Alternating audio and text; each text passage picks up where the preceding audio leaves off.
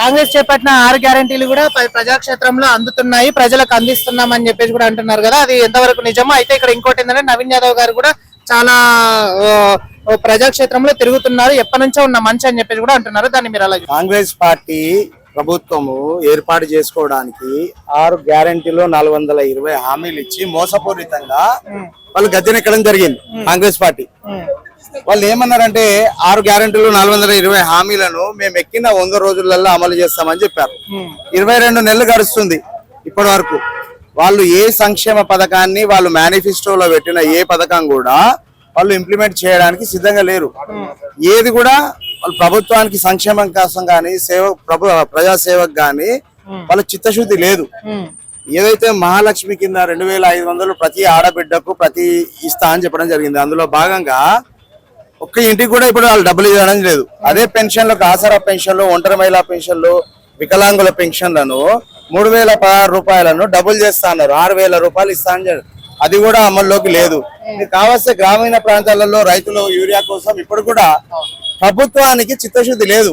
ఏదైతే ముందస్తు ప్రణాళికల్లో భాగంగా ప్రభుత్వం యూరియా బస్తాలను కానివ్వండి, ఏదైతే ఎరువులకు సంబంధించి కూడా ఏర్పాట్లను చేసుకోవాలి, అది కూడా లేదు. మళ్ళీ ఏదైతే పంట కొనుగోళ్లు చేస్తారో కొనుగోళ్లకు సంబంధించిన కేంద్రాలను ఏర్పాటు చేయడంలో విఫలమైంది ప్రభుత్వం.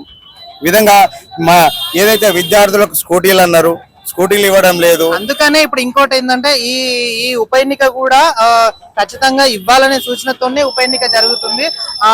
నవీన్ యాదవ్ గారు అత్యధిక మెజార్టీతో గెలుస్తారని చెప్పేసి కూడా అంటున్నారు. చాలా స్పష్టంగా అడుగుతున్నాం మేము క్వశ్చన్. జూబ్లీహిల్స్ ఉప ఎన్నికలు అంటే జూబ్లీహిల్స్ మీద ఎందుకు వస్తున్నారు? పక్కనే కుకట్పల్లి నియోజకవర్గం ఉంది, ఖైరతాబాద్ నియోజకవర్గం ఉంది, కుత్బుల్లాపూర్ నియోజకవర్గం ఉంది, ఖైరతాబాద్ నియోజకవర్గం ఉంది. ఈ ప్రాంతాలలో వాళ్ళు డెవలప్ చేయొచ్చు కదా, ఎందుకు వెళ్తలేరు? అక్కడ ఎలక్షన్స్ ఏదైతే ఎలక్షన్స్ ఉన్నాయో ఉప ఎలక్షన్స్ ఇక్కడ మాగంటి గోపీనాథ్ గారు 3 పర్యాయాలు ఎమ్మెల్యేగా కొనసాగించారు ప్రజాసేవలు. వాళ్ళు మరణాంతరం ఓన్లీ జూబ్లీహిల్స్ నియోజకవర్గాన్ని ఎందుకు కాన్సన్ట్రేషన్ చేస్తున్నారు అనేది మా క్వశ్చన్. మిగతా ప్రాంతాలను కూడా డెవలప్ చేయొచ్చుగా వాళ్ళు. ఆ ప్రాంతాలను వదిలేసి వాళ్ళు ఓన్లీ ఇక్కడే రావడానికి గల కారణం ఏంది? 3 మంత్రులు 18 మంది కార్పొరేషన్ చైర్మన్లను వేసుకొని ఏదైతే ఏఐసిసి అగ్రనాయకత్వం కూడా ఇక్కడ దిగుతుంది. ఏదైతే వాళ్ళ అధ్యక్షులు ఖార్గే గారి నుంచి మొదలుకుంటే నటరాజను, విశ్వనాథను, సెక్రటరీ, వీళ్ళందరూ కూడా ఈ ప్రాంతాన్ని వచ్చేస్తున్నారు. అదే డెవలప్ చేస్తే మీకు అవసరం లేదు కదా, ఓట్లు స్వేచ్ఛగా అడగొచ్చు కదా మీరు. ఇప్పుడు చివరిగా మీరు ఏ పార్టీ గెలుస్తుంది? 100% బీఆర్ఎస్ పార్టీ గెలుస్తుంది. ఈ పారదర్శకంగా ప్రజాస్వామ్యయుతంగా శాంతియుతంగా ఎలక్షన్స్ జరిగితే బీఆర్ఎస్ పార్టీ అభ్యర్థి మాగంటి సునీత గోపీనాథ్ గారు 20,000 మెజార్టీతో గెలుస్తారు. పారదర్శకంగా జరిగితే. అదే అధికార దుర్వినియోగం చేసి ఎక్కడికక్కడ బూతులను గాని ఏదన్నా చేసి ప్రలోభ పెట్టిరు అనుకోండి ప్రజలను, చెప్పలేం. కానీ ఇప్పటిదాకా ఏ ఫుట్పాత్ మీద ఎవరికి ఏం వాల్యూ లేదా ఆడ కూర్చున్నాం కాడ మార్కెట్ కాడ. కానీ ఇప్పటిదాకా కట్టిస్తాం అంటుండ్రు కానీ ఎవరు కట్టిస్తలేరు. కేసీఆర్ ఉన్నప్పుడే బాగుండే. ఈ రేవంత్ రెడ్డి వచ్చినప్పటి నుంచి అందరికి చాలా ప్రాబ్లమ్స్ అవుతున్నాయి అంతే. ఇక్కడ జూబ్లీహిల్స్ లో ఎవరు గెలిచే సూచన ఉంది? నవీన్ యాదవ్ గారు గెలిస్తే బాగుంటుందా, సునీత గారు గెలిస్తే బాగుంటుందా? సునీత గారే గెలిస్తే బాగుంటది. అంటే సునీత గారు ప్రజాక్షేత్రంలో తిరుగుతారా, మంచి పనులు చేస్తారని అయితే నమ్మకం ఉంది. కేసీఆర్ పార్టీ కదా, చేస్తారని అయితే. అయితే మళ్ళీ రేవంత్ రెడ్డి గారు ఎందుకు ఇట్లా చేస్తున్నారంటారు? అది లోపల ఉన్న విషయం మనకేం తెలుసు అన్న. మీ పరంగా గవర్నమెంట్ ఏం డిమాండ్ చేయదలుచుకున్నారు? ఏంటి, మాకు ఇన్ని సంవత్సరాల నుంచి కూర్చున్నాం, మాకు ఒక ప్లేస్ చూపెట్టాలి, బతికేది ఒకటి మంచి బతకాలి. మాకైతే హస్బెండ్ లేదు, చేసే వరకు ఇల్లు నడవవు, ఏం లేవు. కొంచెం మాకు సొంతం ఇల్లు కూడా వస్తే, కేసీఆర్ ఇల్లు వస్తున్నా బాగుంటది. రెంట్లు కట్టాలంటే మాకు కూడా చాలా ఇబ్బందులు అవుతున్నాయి. మా పింఛను ఇచ్చినా బాగుంటది. పిల్లలకి కొంచెము ఏమంటారు అవే స్కీమ్స్ వెళ్ళినాయి కదా, ఆ స్కీమ్స్ మొత్తం చేస్తే కొంచెం బెనిఫిట్స్ ఉంటాయి. నమస్తే అన్న. నమస్తే. మీ పేరు? ఆంజనేయులు గారు. ఇప్పుడు జూబ్లీహిల్స్ లో ఉప ఎన్నికలు నడుస్తున్నాయి. సో ఈ కాన్స్టిట్యున్సీ ప్రజలకు అంతా మంచిగా చేస్తా అని చెప్పేసి కూడా నవీన్ యాదవ్ గారు ముందుకు వస్తున్నారు, అటు మాగంటి సునీత గారు కూడా ముందుకు వస్తున్నారు. ఎవరు గెలిచే సూచన ఉందంటారు? అంటే ఇద్దరికి టగ్ ఆఫ్ వార్ ఉందండి. ఎవరు గెలిచేది ఎలక్షన్ అయ్యే వరకు చెప్పలేము. ఇద్దరికి టగ్ ఆఫ్ వార్. అంటే మీరు ఎవరు వస్తే బాగుంటది అనుకుంటున్నారు? మాగంటే ఇంతకు ముందు అయితే మాగంటి గోపీనాథ్ గారు ఎమ్మెల్యే ఉండే, తర్వాత వాళ్ళ భార్య నిలబడే, ఆమె వస్తుండొచ్చు అని సూచన. ఆమెనే. సో ఇక్కడ ఇంకోటి ఏంటంటే నవీన్ యాదవ్ గారు కూడా మంచి రేస్ లో ఉన్నారని చెప్పేసి కూడా వింటున్నాము. ఓకే.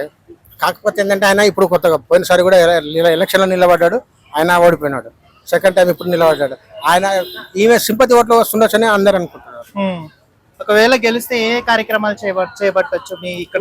ఇప్పుడు గెలిస్తే ఏంటంటే పైన సీఎం రేవంత్ రెడ్డి కాంగ్రెస్ తరఫున ఉన్నాడు కాబట్టి చాలా మంది అట్లా చూస్తున్నారు, చాలా మంది ఇక్కడైతే మాగంటి గోపీనాథ్ బాగానే చేశాడు. అయితే ఆ కాంగ్రెస్ ఇచ్చిన 6 గ్యారెంటీలు ఏం చేయలేదు అంటున్నారు కదా మీరు.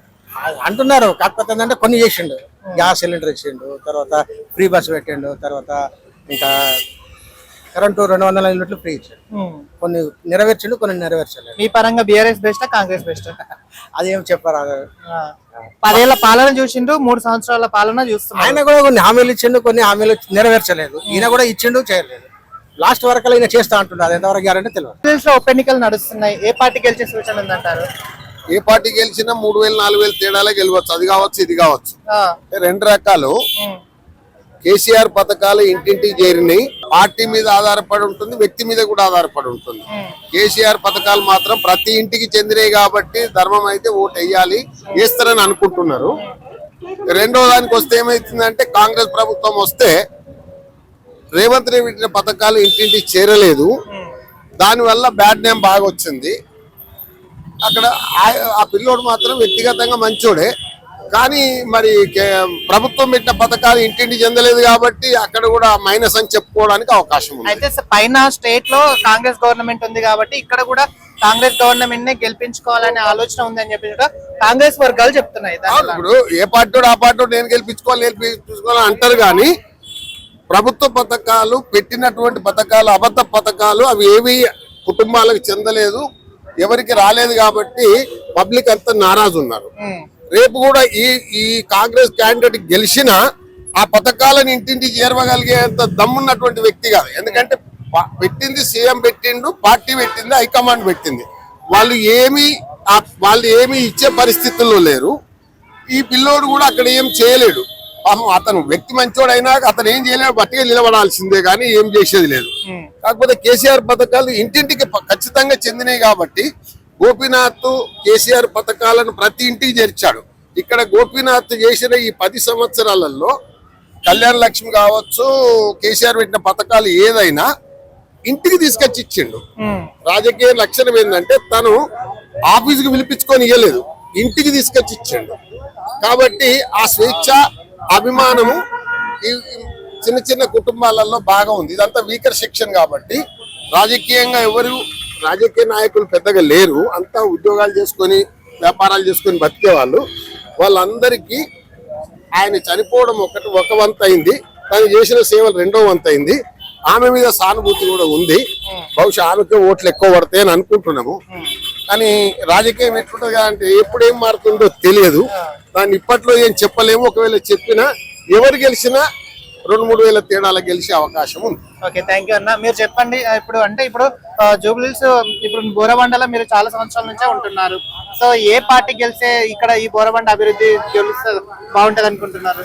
టీఆర్ఎస్ గెలిస్తేనే అభివృద్ధి. టీఆర్ఎస్ గెలిస్తేనే అభివృద్ధి. అంటే గత ప్రభుత్వంలో బీఆర్ఎస్ చేసింది, ఇప్పుడు కూడా బీఆర్ఎస్ ప్రభుత్వం గెలుస్తుంది. కాకపోతే ఏంటంటే ఇక్కడ బీఆర్ఎస్ గెలిచినా కూడా ప్రతిపక్షంలోనే ఉంటది కదా, పనులు మంచిగా చేస్తారు. చెప్పండి, అంటే ఇప్పుడు జూబ్లీస్ ప్రజలు చాలా ఆశతో ఎదురు చూస్తున్నారు ఏ పార్టీ గెలుస్తారు అని చెప్పేసి. ఏ పార్టీ గెలిచే సూచన ఉందంటారు? ఎక్కువ శాతం అయితే పాత పథకాలను తీసుకున్న వాళ్ళు ఎక్కువ ఉన్నారు, లబ్ధి పొందిన వాళ్ళు ఎక్కువ ఉన్నారు కాబట్టి ఆ పార్టీకే మొగ్గు చూపుతారు అని మాకు ఇన్ఫర్మేషన్ తెలిసింది. అంటే ఎందుకు ఆ పార్టీ వైపే చూస్తారు? కేసీఆర్ పెట్టిన పథకాలు అట్లా ఉన్నాయి కాబట్టి ప్రజలలోకి అట్లా పోయినాయి, ఇంటింటికి అందినాయి కాబట్టి వాళ్ళు ఎక్కువ శాతం కేసీఆర్ రావాలన్నట్టు కోరుకుంటున్నారు. అంటే ఇప్పుడు ఇంకోటి ఏంటంటే అటు నవీన్ యాదవ్ గారు కూడా కాంగ్రెస్ పార్టీ నుంచి కూడా నిల్చున్న క్యాండిడేట్. సో అక్కడ ఆయనకు కూడా మంచి పేరే ఉందని చెప్పేసి కూడా అంటున్నారు కదా. ఉన్నది, వ్యక్తిగతంగా మంచోడే ఆయన. మరి ఎప్పుడు 2 సార్లు కాన్స్టిట్యూన్సీ చేసిండు కానీ అప్పుడు గెలవలేదు.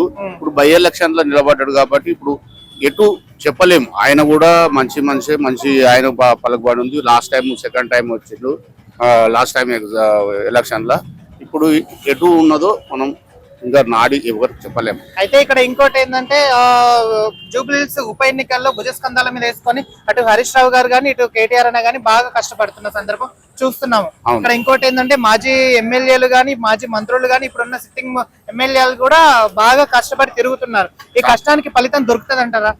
ఫలితం దొరికే అవకాశాలు ఎక్కువ ఉన్నాయి, అందుకే వాళ్ళు కష్టపడుతున్నారు. ఇక్కడ ఉన్న స్థానికులు ఉండే ఏజెంట్లు కానీ వాళ్ళ బీఆర్ఎస్ ఏజెంట్ కానీ చాలా కష్టపడి ఇంటింటికి తిరిగి ఓటు ఎట్లా వేయాలి అనేది అంతా వివరించి చెప్తున్నారు. ఒకవేళ గెలిస్తే మాగంటి సునీత గారు మీ పరంగా ఎంత మెజారిటీతో గెలవచ్చు? పెద్ద మెజార్టీ రాదు, ఎంత వచ్చినా 10,000 లోపే ఎవరికి వచ్చినా మెజార్టీతో గెలిచారు, అటు కాంగ్రెస్ కానీ ఇటు బీఆర్ఎస్ కానీ. ఓకే, సో మీ పరంగా బీఆర్ఎస్ విన్ కావాలని అనుకుంటున్నారు. బీఆర్ఎస్ ఎందుకు కావాలని ఇంతమంది కష్టపడుతున్నారు, ఇక మరి ప్రజలు తీరు పెట్టిస్తారో చెప్పలేము. ఇప్పుడు జూబ్లీహిల్స్ లో ఎన్నికలు నడుస్తున్నాయి కదా, మీరు ఎవరికి ఓటేసే సూచన ఉంది? ఇక్కడ ఎవరు వస్తే బాగుంటారు అనుకుంటున్నారు? ఎవరు వచ్చినా మాకేం చేయరు, ఇంకేం చెప్పాలి నేను. ఎందుకు? ఏం చేస్తున్నా నీకు ఇట్లా రోడ్ల మీద బతుకులు, ఇంకేమున్నాయి అంటే అన్ని చేస్తామని అన్నారు కదా కాంగ్రెస్ వాళ్ళు. అన్ని ఎవరు చేయలేదు ఇప్పటి వరకు. మీకు 2,500 నెలకి ఇస్తా అన్నారు, ఒక్క రూపాయి లేదు ఇప్పుడు, గ్యాస్ ఇస్తా అన్నారు కదా. గ్యాస్ కూడా లేదు. మరి అన్ని ఇచ్చినాము మేము అని చెప్పేసి అంటున్నారు కదా. ఏడు ఇచ్చిర్రు బిడ్డ, ఎవరు ఇయ్యలేదు. గ్యాస్ లేదు, 2,100 లేదు, 2,100 లేదు, ఎన్ని లేవు. మరి ఎందుకు అంటే ఎందుకు చేయట్లేదు మరి గవర్నమెంట్? ఏమో గవర్నమెంట్ ఎందుకు చేస్తలేదు మాకేమెరక. వేసుకున్నంత సేపు చేస్తాం అంటారు, వాళ్ళు గెలవంగానే వాళ్ళు అటు మేము ఇటు, అంతే. గత ప్రభుత్వం కేసీఆర్ బాగా చేసిందా? కేసీఆర్ అయితే చేసిండు. కేసీఆర్ అయితే ఇప్పటి వరకు ఇచ్చిన వాళ్ళకి పింఛన్ కూడా ఇచ్చిండు, అన్ని కూడా మంచిగా చేసిండు. మీ ఇంట్లో ఏమేమి వచ్చినాయి కేసీఆర్ పథకాలు? ఏమి రాలేవు కానీ మంచిగా అయితే పింఛన్ అయితే వచ్చింది మా ఆయన. ఈ కాంగ్రెస్ గవర్నమెంట్ కూడా సన్న బియ్యం ఇస్తుందని చెప్పి ఇక సన్న బియ్యం ఇస్తారు ఇప్పుడు మొన్న నుంచి. సన్న బియ్యం పెట్టిండు కదా మీకు. పిరిబాస పెట్టుకోక మేము నిమ్మడం గుద్దుకుంటురా పిరిబాసలా, గుద్దుకున్నాడు వేస్ట్ అది ఫ్రీ బస్సు. ఆ పైసలు ఇచ్చి ఎక్కిందే బెటర్. ఏమన్నా ఇలువ ఇజ్జత్ ఏమైనా ఇస్తురా బస్సు వాళ్ళు కూడా? ఎక్కడ పడితే అక్కడ తిరుగుతారు.